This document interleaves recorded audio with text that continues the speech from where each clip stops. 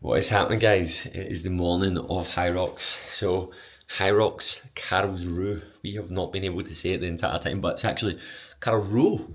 Karlsruhe. So, yes, we are here, and it's a funny little place, funny little town. It's actually a city, but we've been here since like Wednesday, so I've literally just banged out some push-ups there. I'm a weirdo. Yes, I do push-ups in the morning. A little bit out of breath, but we're literally, I have some breakfast right now. We have some yogurt, we stole some bowls, and we got forced to pay for them. And granola. So we didn't steal them. Yeah, we tried to steal them from the supermarket. We've basically been going every morning because nothing opens in the morning here. We've basically been going to this place called Rue City, which is basically like Asda. So we've been going for like an Asda breakfast every morning. We've been living there. There's a mall like 2 minutes up from us, and we've been spending so much time there because nothing is open here. The place is like, got a massive pile of washing here because we can't get laundry. It's mad, but yeah, we're looking forward to it. It's weird going into this Hyrox. Like, the prep has been totally different. We've not done as much intensity because of the heat. Only towards the end we did. It was massively run volume. I have literally not ran properly since the 21st of January, and it's like the 2nd of March right now. So yeah, like, we're going into this like an open mind. We're either going to go and completely smash our PB, go under the hour, have a great one, or it's either going to be about the same. That is like my estimation here. So yeah, man, like, we're ready to go, we're ready to rock. And the wise words of John Wynn, fitness is fitness, because I've been in my head about it going, right, I haven't ran, I've not done the same training as we've done, I've not done the same volume where I'm at, but the reality is, haven't stopped. So yeah, ready to go. So we're going to have a coffee, electrolytes, some fruit, some granola, and then we'll have some more food. We've got some little banana and granola bars that we'll have before it.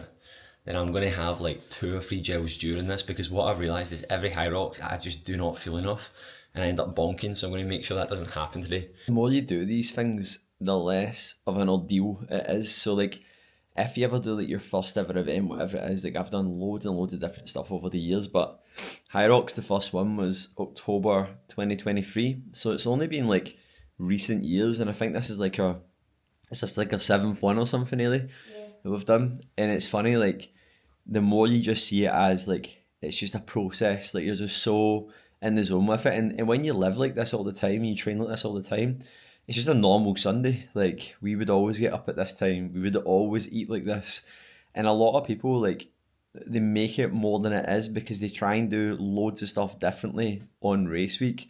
Ultimately, like, your preparation, like your methodical processes that you go through week by week, you should dial them in so much that they just totally complement what you do, so that on race week, all you're doing is doing a little bit less training and making sure that you're on the top end of your food and your hydration. That's it. That's the only thing that really changes. And like, even going to the event, like, I woke up today a little bit more nervous. Actually going to catch up with one of my mates, Dan, who I actually served with in the Air Force, so I've not seen him in years, man. He lives about an hour and a half, 2 hours away from here, so he's set off and he's driving in to come see us compete. So it's going to be mega. But yeah, like, the big thing is, like, don't turn a molehill into a mountain. Like, just go through the processes you would always go through. We're very, very lucky. Like, we always do mixed doubles, and mixed doubles is always a Sunday morning. We do a big session on a Sunday morning around the same time, so it ties in perfectly. Again, that's probably one of the things you should really be focusing on race week as well, is like making sure that, like, or practicing it before, once you know your times for that you're going to be competing at, try and get a few sessions in at that time so that your body's ready to go into that kind of intensity at that time. So this is the Instagram versus reality filter of being a digital nomad, literally living out of a suitcase. It's very, very stressful. We don't actually live like this. That's a big pile of washing right there. We don't actually live like this.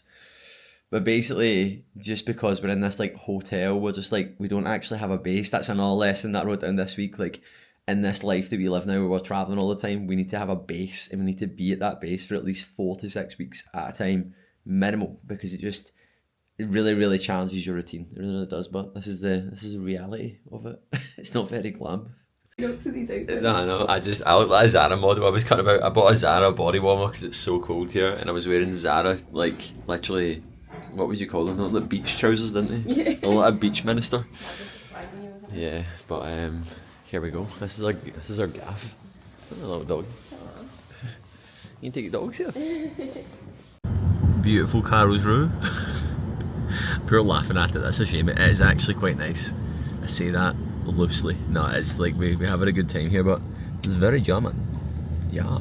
Yeah, literally just seen as we were leaving the hotel right there. We got obviously they ordered a taxi for us because Uber just doesn't seem to work here. It does work, but it's very, very selective when it works. But as we were going out, there was like a couple just coming in, and they were like dressed up like they were out, and I was like, they're literally just getting in, aren't they? And I was like, fucking trading places. That was me nearly. That was me nearly. Like Last time we were in Germany? Last time we were in this area, like 2019. Yeah. 2019. We went out all night, went to a rave, and then literally just went straight to the airport. And we were actually at we flew into Frankfurt Airport, the airport we flew from, and I was like, whoa, last time I was here, like, I did not feel good.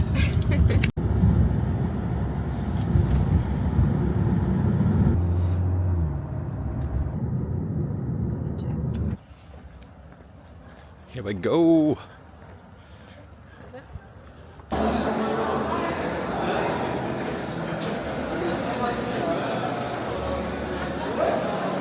It's like currently 25 to 8, so look at this. The track's actually empty.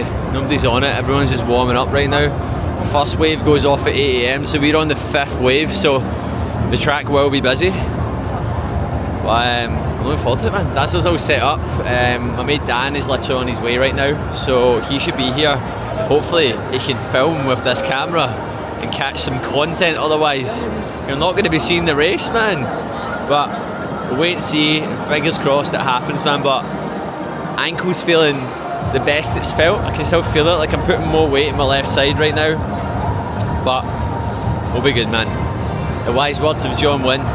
Fitness is fitness, and I've been pushing fitness recently, so I'm just going to go and fucking rock it today, man. And yeah, I'm looking forward to it. Yeah, it looks like she's just been attacked by a sheep. She took her joggies off and she's just covered in blood. Clothes that we got here because it's freezing. Oh no!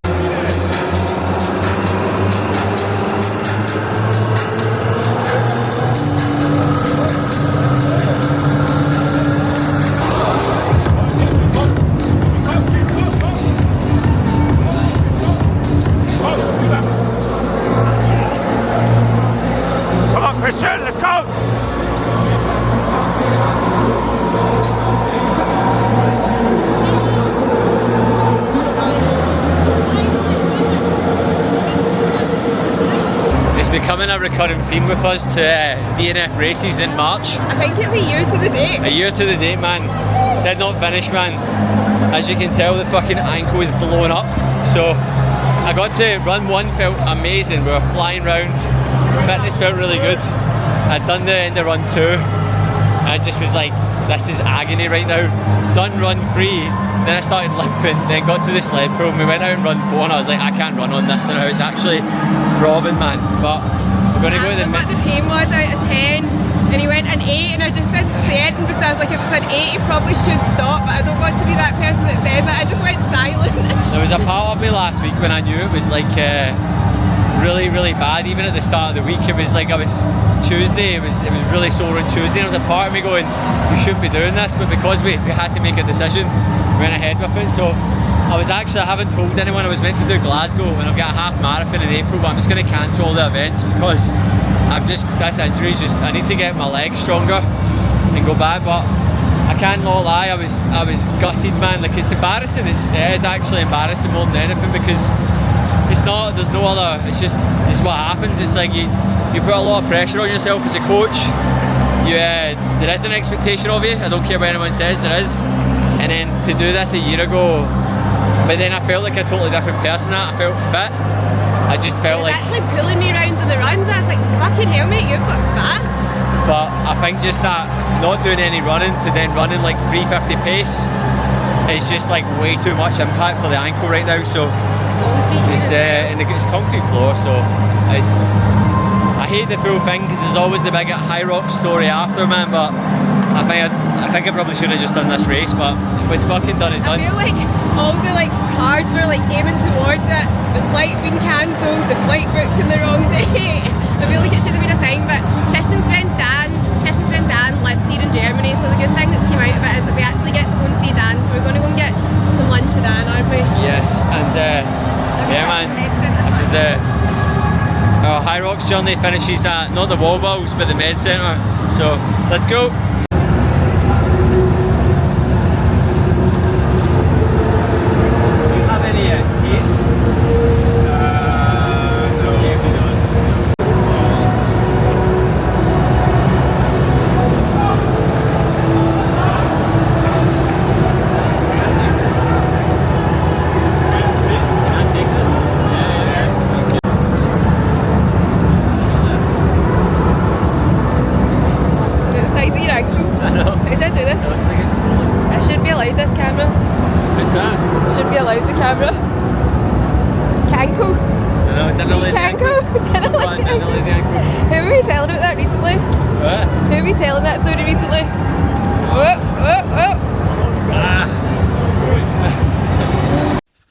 What's happening, guys? It's been 24 hours since the race. I'm very, very chirpy today. I'm actually in a pretty good mood. I woke up today, my ankle's pretty bad. Like, I do not know what I've done to it. Like, obviously I know it was injured. Obviously I know I had like sort of verging on tendinitis, like some issues with my right hand side of my ankle. And obviously I rolled the dice yesterday and yeah, we took the gamble and it obviously didn't pay off. But I'm in a pretty positive mood. And weirdly, why I'm in a positive mood is because a lot of people have messaged me, responded to obviously my posts, my stories, messaged me on Facebook, Instagram, WhatsApp. And one of the recurring things, especially from like a few folk that are in a similar position to me, that they understand the shoes that I'm in and what I'm feeling right now. They're like, hold your head up. I can only imagine how you're feeling right now. Because obviously it's a big thing. Like, you've put yourself out there. You're pushing yourself, testing yourself, you get goals and ambitions, and not only that, like, it comes at like a financial expense as well. Like, it's expensive to do this stuff, and then we've obviously had a bit of a mess up this week with flights. I booked the wrong flight on the wrong day, which costs a lot of money, and then obviously we flew from Dubai to here on our travels. We could have just went directly to Scotland. Anyway, like, a lot of people have sent me the same message where it's just basically saying like, look, hold your head up, and my head is up. I was down for like probably like 5 to 10 minutes after. Like, in that moment when I stopped, it was heated, I was annoyed, I was pissed off. I actually went to kick the barrier, and like I don't very much so get that rage, but I was just so annoyed. I was disappointed. Like, I was just so annoyed that it got to the point that like it happened again, a year to the day actually. Like, last year was different though. Last year my body was burnt out. I didn't know myself as well. I wasn't fit for that going into that race. I went out way too hot. I bonked and then I choked in a sweetie. That's why I stopped last year. This year was like, I genuinely couldn't run. And going back to the point I was talking about there, like, why I'm quite positive is, in the strangest possible way, because it's actually really bad, it just reaffirms that I made the right decision. Like, because there's a part of me going, could you have kept going? Could you have hobbled round? I'm like, I don't even think I could have. I don't think I could have actually hobbled round. I don't believe I could have done the burpee broad jumps because I feel like my ankle would have imploded. So yeah, like, and the biggest lesson with this is one of our clients actually was talking to me, like, I love the questions that she asked. And she's like, have you thought about what's going to happen if you don't go to plan? If things don't go to plan? And it was almost like the sort of like the byproduct of not doing it, anticipating failure. Now, when you do anything, when you're trying to challenge yourself and grow and do something audacious, there is always a risk of failure. Always, right? And it's why so many people do not put themselves out there in the first place. Think about that for a moment, right? And the more I have succeeded in anything that I do in life, athletically, aesthetically, physically, mentally, professionally, the more I have put myself out there, the more I have realised that you have to go through points where your tail is between your legs, otherwise you're not growing. And it's these days that teach you such valuable lessons that you're able to extract and go away with. Already I'm thinking about, like, I'm better equipped to deal with clients that now go through this. I'm more aware and conscious of my own body. I know my limits. I know when something's a good decision and something's not a very good decision. I'll know when I'm flying too close to the sun. And all it does is it adds another string to your bow of awareness. Stuff like this does. And ultimately, like, you only lose long term when you quit. And as you can see here, I ain't quitting, man. Like, nothing's changing. Like, I'm going to go back. I'm going to make this angle stronger than ever.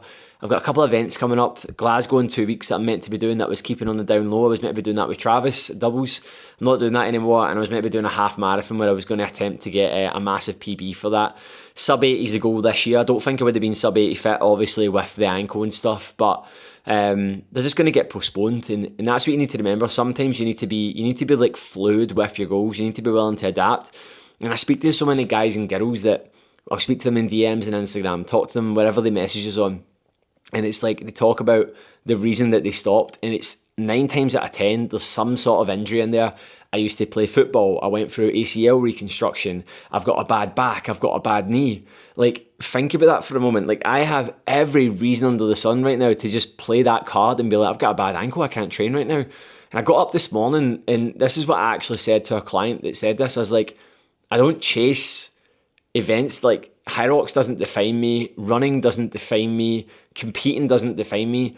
Pushing progress defines me. Progress is one of my highest values. Like, it is literally, like, I remind myself of it every day. Like, where can I make progress? And training for me is my ability to make progress. It's not just my ability to run. Yes, it is frustrating. Yes, it is annoying. But where so many folk go wrong is that they look at fitness as such like a very, very, like, I don't know, like a very square way, and then they try and fit a square peg into a circle hole, and as soon as it doesn't fit, they just go, well, I can't do that. Fitness isn't just a training modality. Fitness isn't just doing a certain thing. Fitness isn't just looking a certain way. Fitness is progress. That's what it is, and you should be trying to chase progress in everything that you do. That's exactly what I woke up and done today. I woke up and even sleeping, even like, I know my ankle's quite bad because even suspending my ankle, the weight of my foot is hurting my ankle. Like, it's quite bad. But I was like, today I'm going to get up, I'm going to get after it. Woke up, done my push-ups, done my journal, had my coffee, had my electrolytes, not in that order, water, then coffee. And then I headed down to the gym and I smashed out a little upper body workout in the hotel gym. And it was this funny little gym, but progress is progress at the end of the day, guys. And you know what? I'm going to continue with this momentum for the rest of the week. It's 7:30 in the morning. Obviously German time right now. I'm going to go and make a presentation for our clients after this. I'm going to touch base with everyone, give everyone feedback on their check-ins, their training, their updates, and then we're going to literally fly home and we're going to run our biggest event to date this weekend, which I cannot wait for. Ready for momentum at Art of Glasgow. If you're watching this, yes, we still have a couple of tickets available. If it's past the 8th of March, then unfortunately you cannot come. But yeah, man, like, I'm in a really good headspace. Like, again, like, I could have woke up today and sulked, my ankle's sore, and I probably wouldn't be making this video right now. I probably wouldn't be in this headspace right now, but I chose to make progress this morning, and as a result of that, I've changed the trajectory of my week, and this is where so many folk go wrong. They let perfect get in the way of good. So, guys, I hope you enjoyed today's episodes. I know it was a little bit different. The aim was to qualify for World Champs. The aim was to podium. The aim was to be up there, and by the way, that was a fierce level of competition. Like, me and Ailey were definitely on for the sub 60. I know it's easy to say that when you're only halfway around, but like, we were. Like, I knew our numbers. I felt like a fucking machine going around that, and that's probably one of the maddest parts. Like, I felt very fit, which was good. So that was a very good positive. And I've just looked at obviously some of the videos that I've added into this as well, and I look like I'm shifting 10. Like, Ailey was hanging on for dear life around the runs. Guys, I hope you enjoyed today's episode. As always, if you have not subscribed, please subscribe.